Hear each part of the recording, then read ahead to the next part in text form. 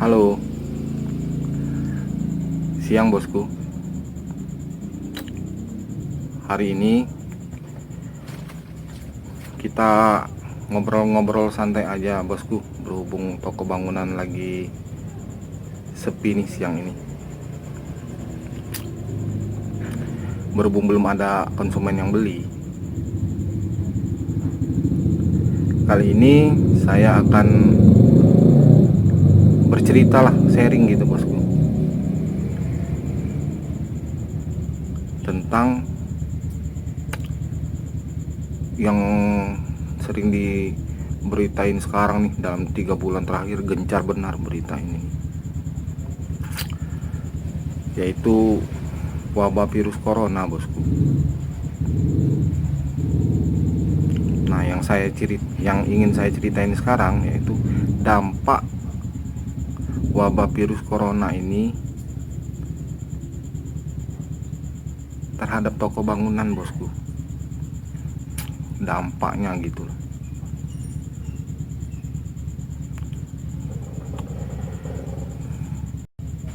Saya ingin cerita nih.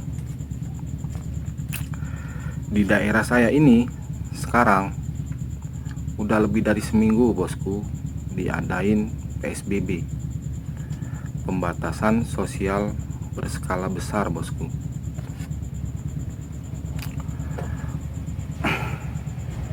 Di dalam PSBB ini ada salah satu peraturan yang mengatakan toko selain toko sembako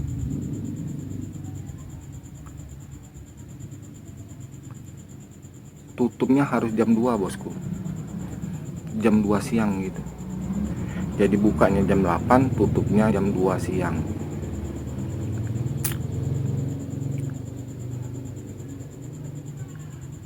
Terus dari peraturan tersebut, dampaknya bagi toko bangunan besar bosku. Dampaknya bagi toko bangunan besar.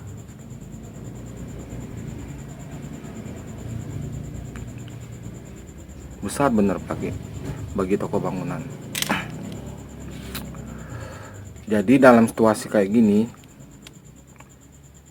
strategi saya di toko bangunan saya bosku, produk yang saya jual, barang-barang yang saya jual, saya turunin semua harganya bosku. Semen yang biasanya saya ngambilnya 3.000, saya cuma ambil untung 2.000 bosku.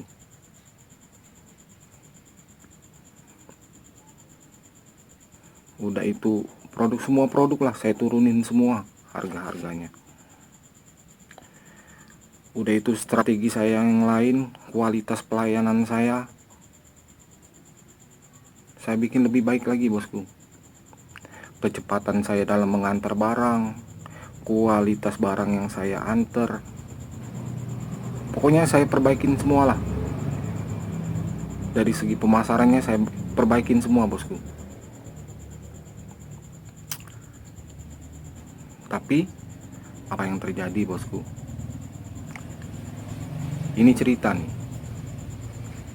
Sebelum lebaran tadi,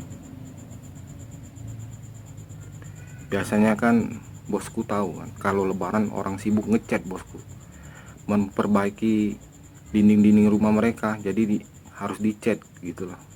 Jadi 2 minggu sebelum lebaran biasanya, kalau tahun-tahun yang dulu, penjualan cat melambung tinggi bosku.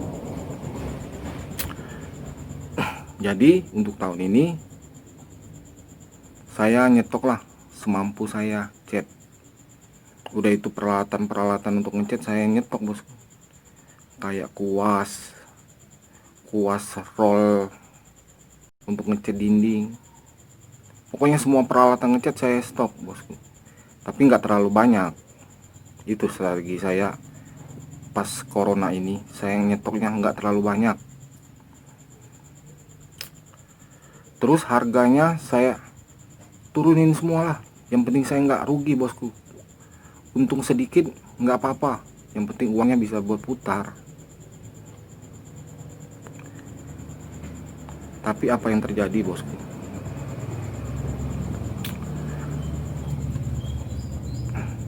Penjualan cat saya turun. Ya, pokoknya 80% turun semua bosku. Penjualan produk-produk gara-gara dampak corona ini turun semua bosku. Semua strategi yang saya lakukan di toko bangunan saya kayaknya ambiar gitulah, blong. Kayaknya semua strategi udah sulit. Jadi dampak corona ini bagi toko bangunan sangat sulit bosku. Saya ambil patokan aja, kayak tukang-tukang bangunan langganan saya, semuanya mereka pada nganggur bosku, nggak ada kerjaan. Belum ada orang atau yang mau memperbaiki, merenovasi rumah, belum ada bosku. Jadi kayaknya orang ingin membangun rumah, lihat-lihat dulu nih di musim corona ini. Jadi setelah saya mengambil kesimpulan bosku, jadi strategi saya itu kayak nurunin harga, kualitas pelayanan saya, kecepatan saya mengirim barang, mengantar barang ke konsumen, kayaknya bablas, hilang bosku. Jadi kesimpulannya, dampak corona ini bagi toko bangunan sangat besar bosku, karena ini nih faktor utamanya, daya beli konsumennya memang bosku yang bikin pergerakan toko bangunan dalam 4 bulan terakhir ini agak sulit. Memang daya beli masyarakat bosku, daya beli masyarakatnya memang kurang. Jadi intinya memang daya beli masyarakatnya bosku yang kurang untuk saat ini. Jadi dalam situasi kayak gini, saya juga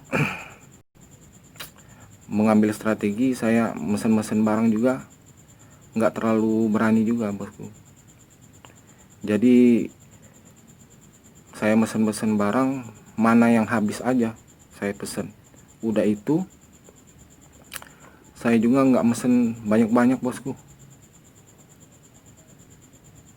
Walaupun itu kita ngambilnya tempo 1 bulan, tapi saya nggak terlalu berani bosku, karena di situasi sekarang ini kayaknya kalau kita berspekulasi, ya nggak tahu deh saya. Nah itulah bosku, dampak corona bagi usaha toko bangunan sangat besar bosku, karena memang daya beli masyarakatnya untuk saat ini memang kurang bosku, daya beli masyarakatnya. Nah itulah bosku, kita berbagi cerita hari ini. Oke bosku, jangan lupa subscribe ya channel YouTube saya, walaupun kayak gini nih, serampangan kayak gini. Oke bosku.